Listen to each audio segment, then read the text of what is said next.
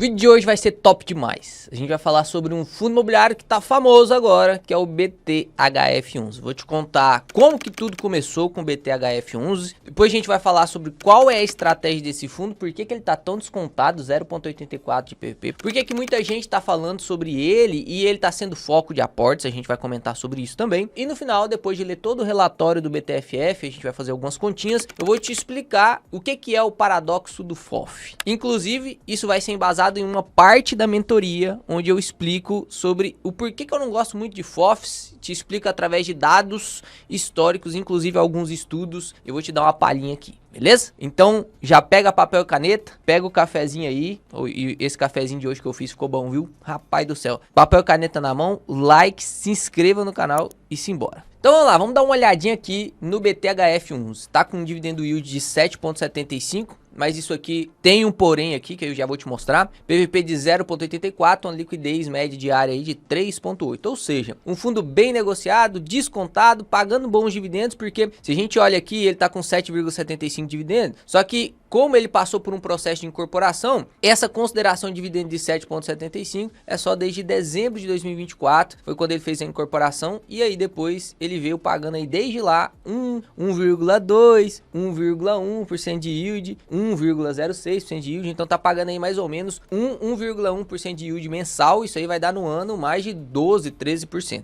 beleza? Então dividendo yield bom, desconto pra caramba, o que tá acontecendo, Léo? Eu quero ver se faz sentido realmente eu investir nesse fundo imobiliário ou não. Então vamos lá, vou entrar aqui no portal de relatórios, baixa aí já junto comigo o informe mensal estruturado e vamos aqui na parte de relatório gerencial e baixa aí também o relatório gerencial último que saiu. Vamos dar uma lida aqui nesse relatório gerencial, tá? Para quem não conhece o BTHF11, ele é um fundo da BTG que foi criado há mais ou menos 1 ano e meio atrás. BTHF11 não era negociado na bolsa, era negociado no balcão da CETIP, então por isso você provavelmente não conhecia o BTHF11. Ele nasceu como um hedge fund e hoje você vai de uma vez por todas entender a diferença de hedge fund com FOF, que é o fundo de fundo, tá? Eu vou te explicar isso aqui, mas ele nasceu, o BTHF11, ele nasceu como um hedge fund, um multi-estratégia, que investe em fundos, que investe em imóveis, que investe em ações, ações do setor imobiliário, que investe em CRI, que investe em tudo, é multi-estratégia, doido. Eu quero destravar valor da onde puder. E ele era bem pequenininho, ele tinha ali seus 400, 500 milhões de patrimônio, tá? Pequenininho, entre aspas, já era um tamanho ok para quem tá ali na CETIP. Beleza, o que aconteceu? O BCFF11, que foi o primeiro FOF gerado pela BTG também, lá 10 anos atrás, eles vieram trazendo esse BCFF, que inclusive era um FOF que eu criticava, e em alguns momentos fazia sentido você comprar ele, mas na grande maior parte das vezes, né, realmente não fazia tanto sentido assim. E aí a BTG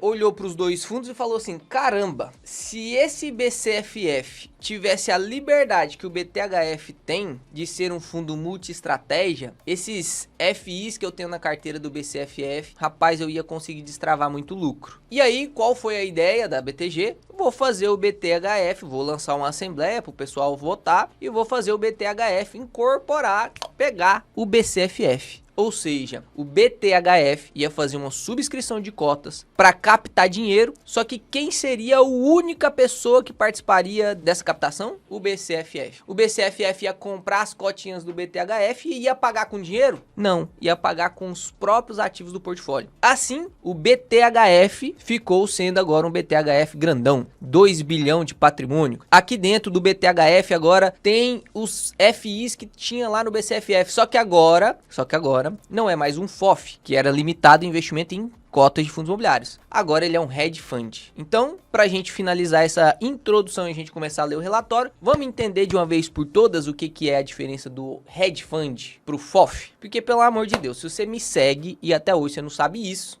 eu peço perdão porque eu não te ensinei ainda, né? Realmente não dá para ensinar tudo aqui porque é muita coisa. Por isso que eu falo para você, quando tiver a oportunidade de entrar dentro da mentoria, entra. A última vez que eu abri a mentoria foi 1 ano atrás. Vamos abrir de novo agora. Então, se tem a oportunidade de entrar, entra. Eu tenho certeza que vai ser o melhor investimento que você vai fazer na sua vida. Tenho certeza. Isso não sou eu que falo, são todos os alunos que fazem a mentoria. Vamos lá, vou abrir aqui o quadro preto que eu preciso que você entenda isso de uma vez por todas. Vamos lá. Hedge Fund. Inclusive, os próprios gestores dos FOFs estão falando que os hedge funds é como se fosse um FOF 2.0, o que não é, tem nada a ver, tá? É porque realmente a solução para os FOFs é virar um hedge. E aí eles falam que os hedges são FOF 2.0, mas não tem nada a ver eu ia falar aquele famoso ditado que quem me conhece há mais tempo já sabe qual que é, mas eu não posso falar que a princesa proibiu. Não tem nada a ver, isso aí mesmo. O que o FOF faz? O FOF é o seguinte: tem o gestor lá, o Clayton, tá aqui. Existe aqui o cofre, que é o dinheiro do fundo. E aqui existe os investidores, ó. Cada pontinho desse aqui é um investidor, beleza? Então cada pontinho desse aqui sendo investidor, mandou dinheiro pro cofre. Então agora o cofre tá cheião do dinheiro. E aí o gestor, que tem a mãozinha de ouro, porque é só ele que pode mexer no dinheiro do cofre, só o gestor que pode mexer. Ele com a mãozinha de ouro vai lá, pega esse dinheirão que tá aqui e investe em, isso mesmo, em cotas de outro fundo. Por exemplo, HGLG11, por exemplo, XPLG11. Por exemplo, XPPR11. Por exemplo, TORD11. O gestor foi lá, pegou o dinheiro da galera e investe em FIs, outras cotas de FIs. O que você faz na sua carteira hoje? Você pega o seu dinheiro do seu trabalho e aí você vai lá e compra fundos imobiliários. Se você conseguisse pegar a sua carteira de fundos imobiliários, empacotar ela, chamar ela de BCFF11 e vender dentro do mercado, você seria um gestor de fundo, você seria um gestor de um FOF. Então qual que é a limitação do FOF? A limitação do FOF é o gestor ter o dinheiro dentro do cofre e poder comprar só fundo imobiliário. Qual que é a limitação do fundo de tijolo de segmento logística? O dinheiro que está dentro do cofre pode ser usado apenas para comprar tijolo, ou seja, imóvel de logística. Qual que é a limitação do fundo imobiliário de shopping? É o fundo que compra tijolo e investe só em shopping. Ele não pode investir em laje, ele tem que investir em shopping. Essa é a política de investimento. A política de investimento do FOF é justamente essa. Várias limitações, eu já falo sobre isso tem muito tempo. Tem muita gente que discorda do que eu falo, depois eu vou te mostrar a minha opinião no finalzinho desse vídeo, mostrando o paradoxo que acontece dentro dessa classe e por que eu acredito que essa classe vai parar de existir. E justamente já está sendo comprovado conforme o tempo vai passando, né? Vários fundos FOFs estão virando os hedge funds aqui porque tira essa limitação. E você vai entender o porquê que essa limitação é ruim para os FOFs. Porque a limitação de comprar imóvel logístico não é ruim para os fundos de logística. A limitação de comprar imóvel de shopping não é ruim para os fundos de shopping.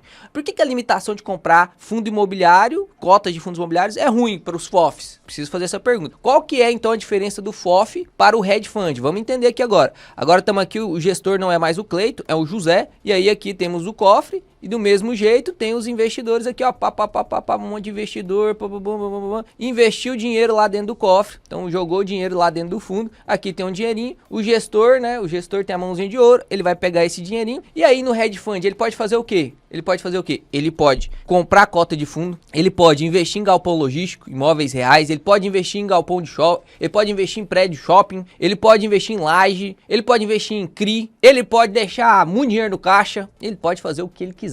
O hedge fund é também chamado de multi-estratégia. Ou seja, eu tenho liberdade para eu fazer o que eu quiser. O que tiver, o gestor tá falando, ó, eu quero ser um hedge fund porque eu quero ter liberdade para fazer o que eu quiser. Se tiver mais vantajoso eu comprar o imóvel logístico, eu vou comprar. Mas se tiver mais vantajoso eu comprar essa cota de fundo imobiliário, eu vou comprar. Mas se tiver mais vantajoso eu investir lá em CRI, eu vou comprar. E se tiver mais vantajoso investir em FI, eu vou comprar. Então, aqui no caso, o hedge, o multi-estratégia, ele tem essa característica de pulverização de patrimônio. Inclusive, a gente vai ver ali dentro do relatório do BTHF, porque aqui o BTHF, né, o BTHF é um hedge fund. O BCFF era um FOF, tá? Então tinha essa limitação. Outros fundos que são hedge funds, que inclusive trocaram a política agora. O CPTS era um fundo de papel que tinha lá seus 70% de papel, 30% de fundo imobiliário. Ele quis mais liberdade, ele não queria mais obedecer essa limitação que ele tinha. Daí ele trocou o regulamento agora, foi aprovado por votação, os cotistas e tal, para hedge fund. E aí agora ele pode ter o quanto que ele quiser de fundo imobiliário, o quanto que ele quiser de CRI, o quanto que ele quiser de imóveis reais. No caso aqui do hedge fund, pode investir até em ações. Você vai ver que o BTHF ele teve na sua carteira Cine3, que é uma ação do setor imobiliário. Cirela, direcional, enfim, o hedge fund pode fazer isso. Beleza? Vamos entender agora então e vamos ler agora que você já aprendeu. Só isso aqui já vale o like no vídeo, que tem muita gente que precisa aprender isso e não sabe, tá? Que tá caindo na armadilha dos FOFs, porque o discurso de muita gente é assim: o investidor iniciante tem que investir em FOF, porque o FOF com uma cotinha você já comprou vários fundos, você diversificou demais a sua carteira. Ai, Manda esse vídeo aqui pra quem tá investindo em FOF, tá? Manda esse aqui pra quem tá investindo em FOF. E aí vamos ler aqui então o relatório do BTHF11. Toma o cafezinho que tá esfriando. Nesse frio do sul aqui, você bota o café na xícara, você tem que tomar logo. Então perceba, o patrimônio líquido do BTHF11, 2 bilhões de reais agora, né? Incorporou o BCFF, antes ele era 500 milhões, BCFF valia ali na casa dos seus 1,7, 1,9 bilhões e ficou aí 2 bilhões, beleza? Rendimento absurdo, né? 0,09, imagina, você paga hoje, a cota está custando 8,50 e você está recebendo 0,09. Rendimento absurdo, ó, dividendo yield de 13,5%. Aí aqui no comentário do gestor ele fala sobre o que está acontecendo, falou até do IOF do Haddad aqui. Muita gente me pergunta, Léo, onde é que você fica sabendo das notícias, de análise, de dados? Cara, os fundos de fundos, os relatórios dos fundos de fundos e agora dos hedge funds, eles são muito bons para poder complementar a sua análise do mercado. Por quê? Porque eles têm que ficar olhando. Os gestores é como se fossem você tentando investir e analisando o mercado. Então sempre tem nessas descrições de gestores, tanto setor logístico, setor de laje, setor de shopping, FOF principalmente. O relatório do HFOF é muito bom, muito bom, muito bom. Apesar de eu não gostar de FOFs, o relatório é muito bom. Por quê? Porque ele traz um panorama geral. Isso é muito legal, cara. Então só de você ler relatório de fundo imobiliário, você vai aprender muita coisa. Só de ler relatório de fundo imobiliário, só de ler. Então aqui, nessa primeira página, o importante que eu sublinhei aqui foi, o gestor falou, aproveitamos esse momento favorável do IFIX para realizar algumas vendas estratégicas de posições secundárias, com o objetivo de capturar ganhos e reforçar a posição de caixa do fundo. Ou seja, o IFIX deu uma subidona, a carteira dele era 70% FI, quando ele incorporou o BCFF, ele fez algumas vendas para poder capturar o ganho, beleza? Depois ele fala aqui do cenário macro, fala da Selic, fala do IOF lá, o objetivo do IOF. Depois ele fala sobre a inflação nos Estados Unidos e aqui chegamos na parte do portfólio do fundo. Eu sublinhei aqui, eu quero mostrar aqui agora, porque agora você começa a entender de verdade o que é um hedge fund. Olha só, dentro da classe do patrimônio que ele tem, a classe de ativo dele, olha só, ele tem 27% de FI de papel, ele tem 15,59% de CRI, 10% de caixa, 27,9% de fundo de tijolo e 18,61% de ativo real. Inclusive, se você está olhando aí pela Word, aqui a gente fez uma plataforma completasse isso aqui, está destrinchando o informe mensal, você consegue ver aqui que ele tem 73% de FIs. Se você abrir o relatório mesmo lá, você vai ver que de FIs, dos 2 bilhões, ele tem 1,5 bilhão em FI. Nossa, Léo, então quer dizer que ele tá me passando a perna aqui? Ele tá falando aqui no relatório que ele tem só 54% de fundo imobiliário, mas na verdade ele tem 73%. Não é que ele tá te passando a perna, é porque os ativos reais que ele tem, são dois imóveis, são compros através de outros FIs. Então, hoje, os fundos imobiliários, eles usam esse benefício tributário, né? Uma forma de elisão fiscal para poder comprar os imóveis diretamente, mas sem toda aquela burocracia, aí você compra através de um FI. Então, aqui no caso, não é que ele tá te passando a perna, não. Realmente, ele tem só 54%, né? No caso, que vai dar 55% em FIs. E o outro lá, o que tá inflando artificialmente essa parte do FIs, são esses ativos reais, tá? Que a gente já que eu já vou te mostrar aqui quais são os prédios. Dos indexadores, o que ele tem de CRI, né? Então ele tá puxando aqui, a parte que ele tem de CRI, ele puxa pra cá e vai mostrar pra gente o que ele tem. Ele tem metade IPCA, metade CDI. A indexação do IPCA é IPCA mais 10 e a indexação do CDI, CDI mais 3. Podemos dizer aqui que é um high grade, middle risk, não chega a ser high yield não. Então tá tudo certo com esses CRIs aqui, a parte de risco. E perceba, quando ele incorporou lá, 6, 7 meses atrás, ele incorporou o BCFF. O BCFF era só 100% FI. Quando ele incorporou, a carteira do BTHF ficou sendo 70%, para ser mais exato, 69% de FIs. E agora você consegue perceber que não é mais 70%, ou seja, está fazendo vendas de FIs. Perceba, o BCFF não conseguia fazer essas vendas. Por quê? Aí entra no paradoxo dos FOFs que eu vou te explicar no final do vídeo. Mas quando o BTHF incorporou, ele conseguiu fazer essas vendas para destravar lucro para o cotista. Então aqui no caso, ele está realmente sendo um gestor mais ativo. Não é que o gestor era passivo no BCFF, mas era a limitação do FOF que fazia com que ele fosse passivo. Muitas vezes ele não conseguia fazer as decisões, tomar as decisões que ele queria. Ele queria vender mais um fundo imobiliário, mas ele não podia, porque estava em prejuízo. Agora no BTHF não. No BTHF ele anda ao contrário do mercado. E você vai entender o porquê disso, que é um detalhe, é uma minúcia, mas que muita gente aí que fala que fundo imobiliário é fundo de fundo, é para iniciante, pô, o iniciante não sabe nada disso aqui não, cara. Não sabe não, não sabe. Aí que ele separa por setor de exposição, 30% papel, 20% corporativo, 14% shopping, inclusive a parte de ativo real está em shopping, hotelaria, outros, logística e residencial aqui. Então tá bem diversificado na parte de setores, né? A duration dos CRIs, 4,23 anos de duration, tá ótimo também a duration, não tem nada de errado com o fundo imobiliário até agora, tá tudo certo. Tudo ok. Se você concorda com esse tipo de investimento, porque você tem que concordar, né? Não quer dizer que não tem nada de errado, mas se você não concorda com toda essa diversificação na carteira do fundo, aí pode ser que você discorde do fundamento. Por exemplo, eu discordo do fundamento de aviação. Pode ficar descontado o tanto que for, que provavelmente eu não vou comprar, porque eu discordo do modelo de negócio, a margem é muito curta, normalmente dá muito ruim, historicamente deu ruim, a não ser que esteja de graça, né? Porque a boa compra é feita através do preço, mas eu não concordo, então já vou com o pé atrás. Então você tem que olhar para isso aqui, tem que falar assim, pô, será que isso aqui é bom ou ruim? E aí, dando a minha opinião sincera, não tem nada de ruim isso aqui, tá? Minha opinião sincera, não tem nada de ruim. Depende do que o gestor faz com isso. Então, o gestor ele pode destravar muito lucro com essa estratégia, quanto pode também ficar elas por elas, ou fazer até dar o delivery, né? Entregar menos do que era o prometido. Então, depende do gestor. Aqui ele mostra o portfólio de ativos de CRI dele. Então, você vê aí todos os CRIs, quais são as taxas de emissões, quais são os PLs lá, então são um pouquinho, né? A exposição é pouquinho, mesmo que tenha aqui CRIs duplicados, que já te ensinei isso também quando você está avaliando fundo de papel, às vezes os caras colocam, mas o CRI Duc aqui é pouquinho, é só 1%, mas aí tem 5 CRI Duc, aí 5% então, né, porque aqui, por exemplo, essa exposição do CRI Duc aqui não é só 1,15, é 1,15 mais 1,14, e se tiver mais lá para baixo, tem mais também, ó, por exemplo, aqui, ó, Patriane aqui, você pensa que, pô, é pouquinho, tem só 0,04 aqui, não, mas olha o tanto, aqui,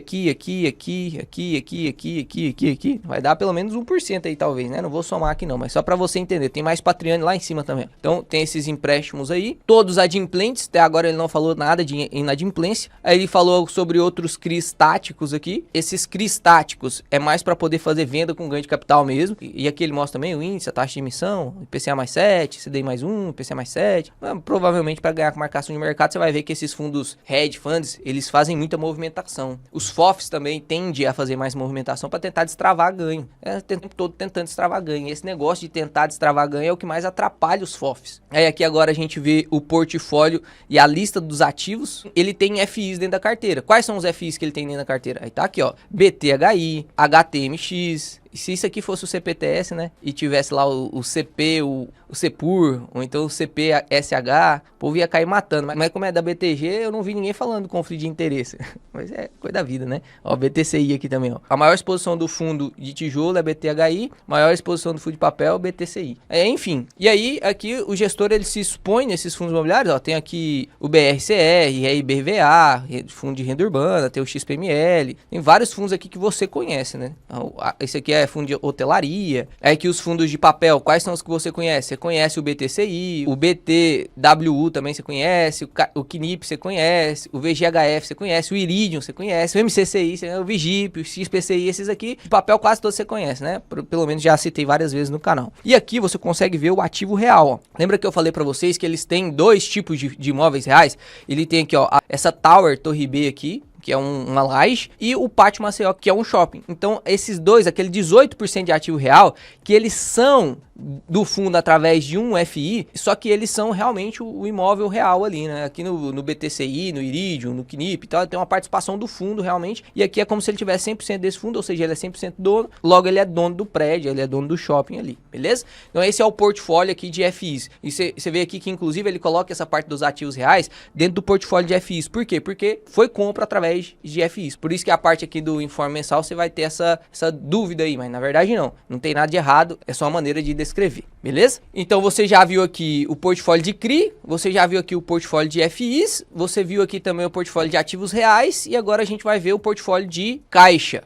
Onde que ele deixa o caixa dele? Ele deixa o caixa no BTG e o de DI, então ele é um fundo referenciado, DI, segue 100% CDI lá, 1%, Tesouro Selic, BTG Tesouro Selic e uma compromissada ali que rende 116%. Então tá ali com 10% de caixa, 10% de caixa. Patrimônio total 2 bilhões, 89% tá alocado, 10% tá em caixa, né? Então, dos que estão alocados, 54% em FIs, 18% em ativo real e 15% em CRI. Agora você entendeu de uma vez por todas o que é um hedge fund, né? Se fosse um FOF, alocação só em FI, estaria aqui, ó, de pelo menos 67% em FIs. E aí o resto poderia estar em caixa, alguma outra coisa, mas teoricamente, grande parte da exposição dos fundos de fundos é só FIs. Vou até pegar um exemplo aqui para você. Vou entrar aqui no CAFOF, que é um fundo de fundo também. Vamos pegar aqui, vamos abrir um relatório, só para consolidar esse seu conhecimento. Sei que o vídeo vai ficar longo, mas assiste se quiser, né? Tô te ensinando aqui, tô te entregando ouro que muita gente não entrega. Então vamos visualizar aqui o relatório gerencial. Vamos lá embaixo. E aqui você consegue ver ó, a alocação do fundo aqui, ó. 94% em FIs, 94%. Pouquinho em caixa, só. O resto tudo é FIs. Aí você consegue ver aqui, ó, FI de CRI, shopping, varejo, escritório, agência, logística, enfim. Então, 94% de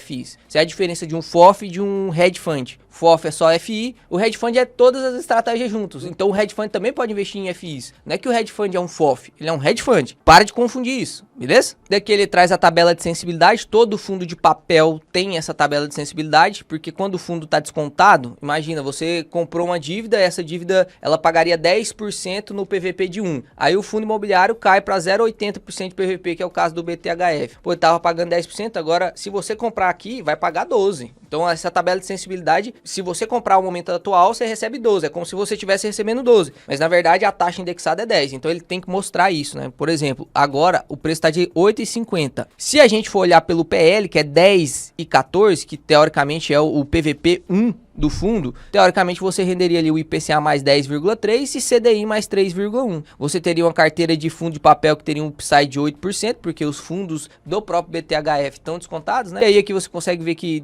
teria uma rentabilidade de 12%, e no caso dos fundos de tijolos, 43% e 11% de rentabilidade de yield, né? E aí, quando a gente olha que está descontado, a gente consegue ver o potencial maior de ganho, porque eu estou comprando com desconto. Se eu compro com desconto, vai ter um dividendo yield maior. Aí você consegue ver aqui, ó, 12,3, 3,7, 28% de upside nos FIs de papel, 15% de yield nos fundos de papéis. Nossa, Léo, então é bom demais, né? É bom demais. E realmente é muito bom. Nos FOFs e nos hedge funds que tem grande participação em FIs, você tem esse desconto sobre desconto. Desconto sobre desconto. O que é esse desconto sobre o desconto? Se você comprar diretamente um fundo que está descontado, vou lá e vou comprar um fundo, vou até desenhar isso aqui na tela preta para você aprender também. Se eu vou lá e compro, por exemplo, o REC-R11, tá com PVP de 0,8, só um exemplo, tá? Nem sei se tá com PVP de 0,1, mas só um exemplo. Se eu for lá diretamente comprar isso aqui, eu tenho um desconto de quanto? Desconto de 20%, certo? Agora, vamos supor que o BTHF compra o REC-R. 100% do portfólio aqui é REC-R. Ele foi lá e comprou descontado. Supondo que ele comprou descontado. Então ele tem 100% de REC-R na carteira dele. Só que o BTHF, ele tá descontado também para 0,8. Opa! Então se eu compro o BTHF, eu tô comprando ele descontado e o REC-R que ele comprou descontado também. Então é 20% de desconto no REC-R, mais 20% de desconto no BTHF. Ou seja, é desconto sobre desconto. Se o REC-R valorizar, o patrimônio do BTHF vai subir. Se o patrimônio do BTHF subir, o PVP dele diminui.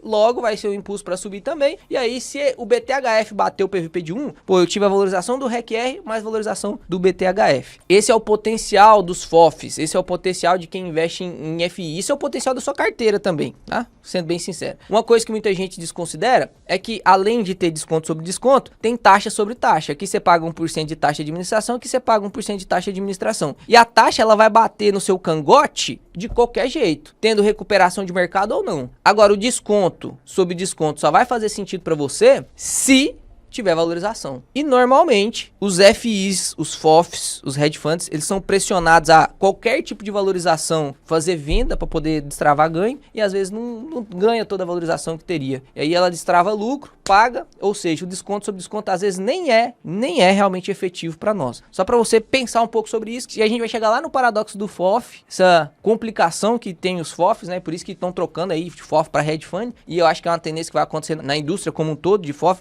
O mercado vai evoluindo, né? Tem nada de errado, os caras que criaram os FOFs também foram inteligentes. Criaram os FOF e tal, vai evoluindo, vai vendo quais são os problemas, quais são os defeitos e vai melhorando as estratégias. O Kraken não nasceu o Kraken desde o início. O Kraken nasceu meio sem as pernas, depois foi colocando as pernas de acordo com a evolução do mercado. E aí que ele mostra a DRE dele. Então, em maio, 19 milhões de receita recorrente, 4 milhões vem de CRI. Olha lá, 11 milhões vem de FI. 11 milhões vem de FI. Ele é fortemente ainda um FOF, né? Grande parte do portfólio dele é FOF. Ativo de receita real ali, então 1,3 milhões. E o caixa dele tá rendendo 1,8. Deu um total de receita de 19 milhões de recorrente, que é o que vai vir todo mês. Receita não recorrente. Recorrente é o que não vem todo mês. Só se ele fizer venda. Então aqui no caso, ó, não recorrente. Operação de CRI, ele fez venda, ganhou capital. Operação de FI com ação, vendeu um pouquinho das ações que ele tinha, vendeu um pouquinho dos FIs que ele tinha. Então tá lá também um ganho de capital. Então teve 1,5 milhão de não recorrente. Os hedge funds, eles dependem inclusive dos recorrentes para poder manter um yield mais alto, né? Os não recorrentes. Total da receita foi quase 21 milhões, aí tem a taxa de administração, papapá, total de despesa aqui, pouquíssima, né? Nem tem despesa financeira porque não tem alavancagem. Então deu ali 19 milhões de lucro líquido. Então foi um lucro líquido de 0,093 e distribuiu 0,092 por conta do recorrente, né? Se não tivesse o recorrente, quanto que seria? Vamos fazer aqui se não tivesse o recorrente? Vamos pegar lá o recorrente, que é 19,397,925, menos as despesas, eu vou colocar ali as despesas 1,867,138, deu um total aí então de 17 milhões, e aí agora pra gente descobrir por cota é só dividir pelo número de cotas, vamos ver quantas cotas que tem aqui o BTHF, lá ó, número de cotas, vamos pegar aqui, vamos dividir, dividido, dá 0,085, então esse aqui é o rendimento recorrente, tá? Esse é o rendimento recorrente. Se o fundo imobiliário não fizer ganho de capital, ele teoricamente vai diminuir aí o dividendo para 8 centavos. E aí lógico, tá? Lógico. O guidance dele aqui tá de 0,92 na banda inferior. Então não é 0,85 que é o recorrente. Ou seja, ele já prevê que ele vai fazer ganho de capital,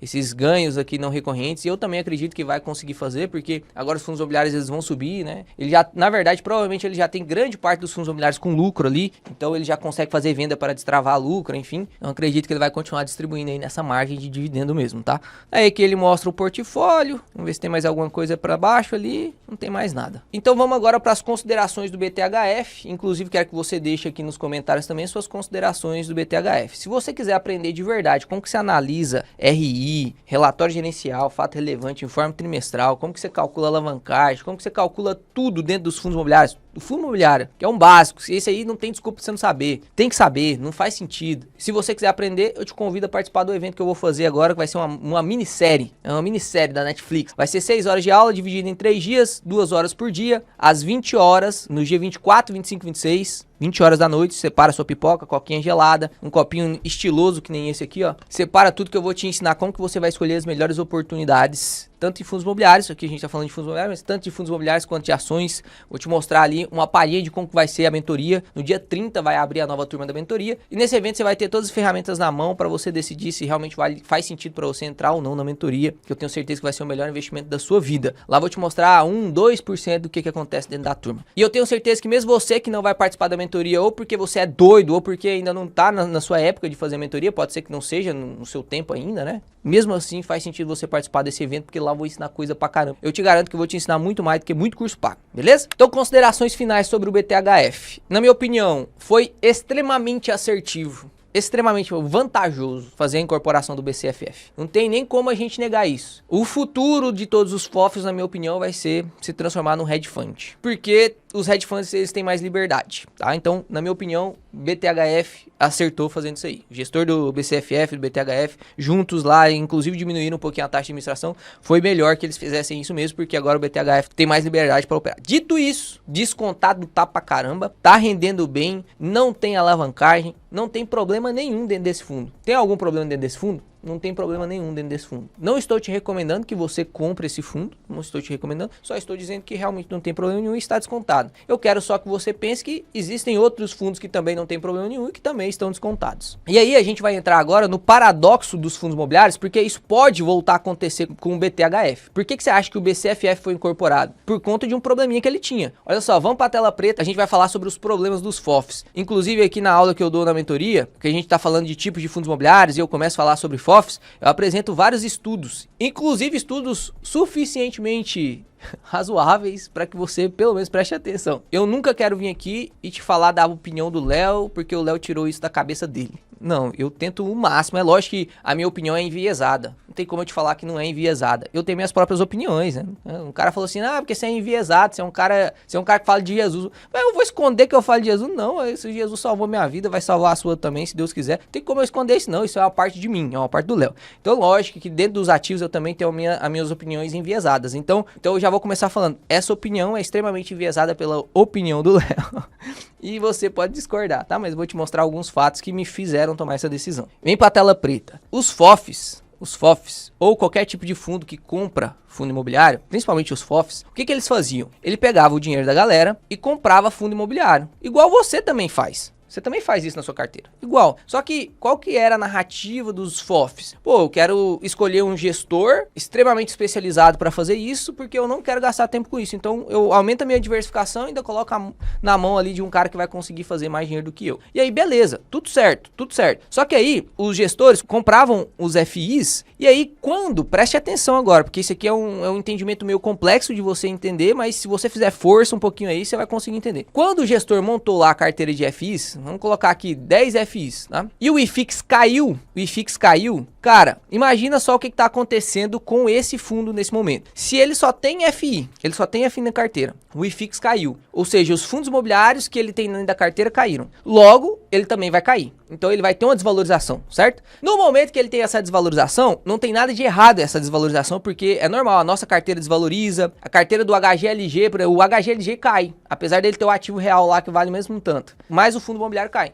E aqui no caso dos FOFs, eles também vão cair. Só que qual que é o problema? No momento da queda, o que eu e você fazemos?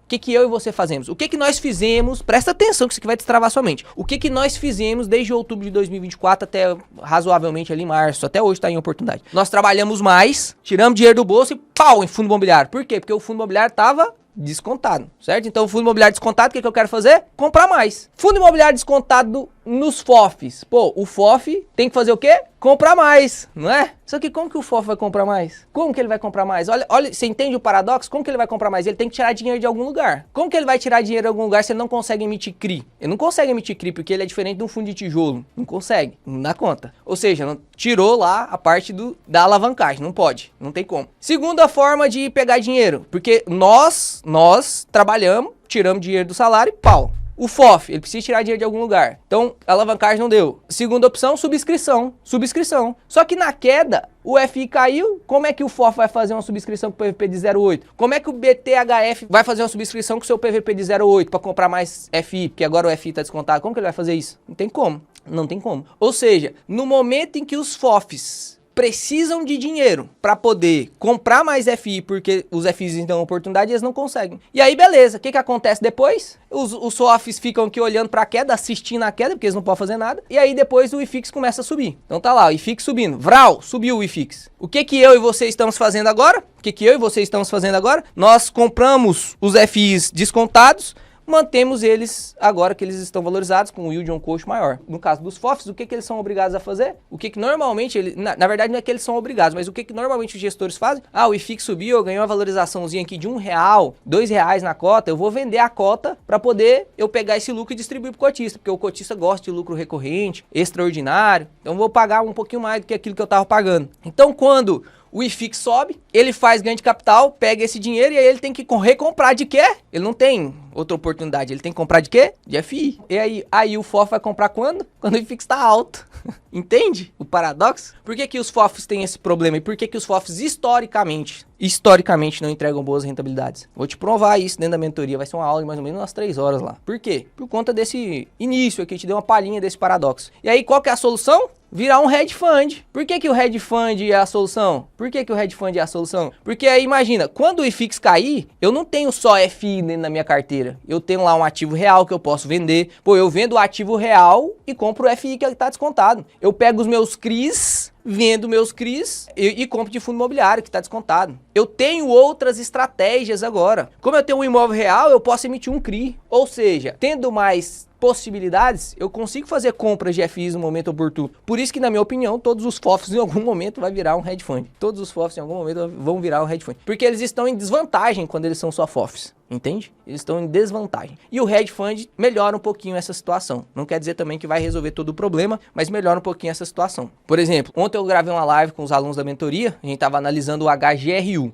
um fundo de renda urbana. Ele fez uma venda em fevereiro e fez uma venda agora em junho, ambos com 30% acima do laudo. Ou seja, os fundos imobiliários de tijolos, pô, tá na queda, o IFIX tá na queda e eles estão vendendo os imóveis 30% acima do último laudo. E aí, com esse dinheiro de lucro, eles compram ativos descontados. Porque na queda o ativo está descontado. Consegue pegar um bom portfólio e vender com lucro e comprar descontado. que é uma coisa que o FOF não consegue fazer, entende? Olha só, esse é um dos motivos que eu não gosto de FOF. E lógico, você pode gostar de FOF e vai ter momentos em que os FOFs vão estar atrativos mesmo. Não tô falando que não vale a pena você investir em FOF em nenhum momento da sua vida. Não, por exemplo, neste momento, se você gosta da estratégia do BTHF, seria o melhor momento de você aportar nele, porque ele tá descontado. Tanto ele quanto os ativos que ele comprou estão descontados e agora ele não tem essa trava, porque o BCFF, por que ele foi incorporado? Ele quase que implorou para ser incorporado, né?